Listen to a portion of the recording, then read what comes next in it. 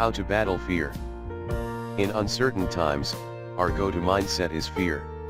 It seems to soothe us when we continually let ourselves go down fear-filled, what-if roads. As followers of Jesus, we can battle this. We don't have to let fear win.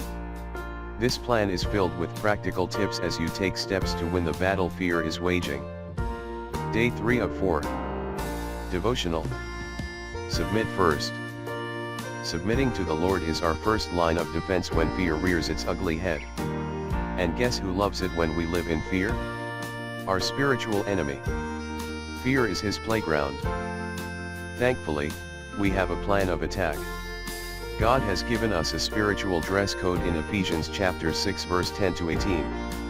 We must be fully equipped with the belt of truth, the breastplate of righteousness, shoes of the gospel of peace, the shield of faith, the helmet of salvation, the sword of the Spirit and a prayerful heart. Once we're appropriately clothed, we can heed the words of James, the half-brother of Jesus. Submit yourselves, then, to God. Resist the devil, and he will flee from you. James chapter 4 verse 7 NIV. Before we start rebuking or resisting the devil, we must ask ourselves if we've fully surrendered and submitted to God. Submitting to God means fully abandoning our lives to Him. With our spiritual armor fully in place and prayer in our hearts, we're yielding to the one who has the ultimate authority. We're given the strength to resist the devil when we surrender our entire lives to God. And then guess what happens? The devil flees. Yet, what we often try to do instead is first resist the devil or rebuke him, when we have yet to really submit to God. Resisting the devil is hard when we haven't submitted our will, our ways, and our wants to God.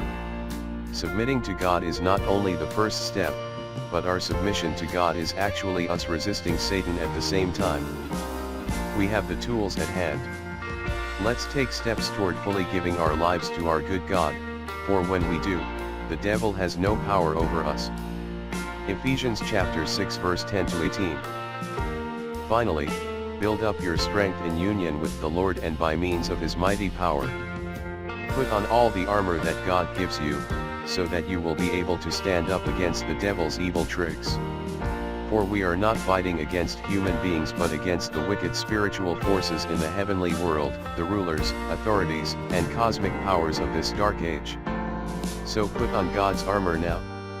Then when the evil day comes, you will be able to resist the enemy's attacks, and after fighting to the end, you will still hold your ground. So, stand ready, with truth as a belt tied around your waist, with righteousness as your breastplate, and as your shoes the readiness to announce the good news of peace. At all times carry faith as a shield, for with it you will be able to put out all the burning arrows shot by the evil one. And accept salvation as a helmet, and the word of God as the sword which the Spirit gives you. Do all this in prayer, asking for God's help. Pray on every occasion, as the Spirit leads. For this reason, keep alert and never give up. Pray always for all God's people.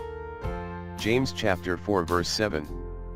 So then, submit yourselves to God. Resist the devil, and he will run away from you.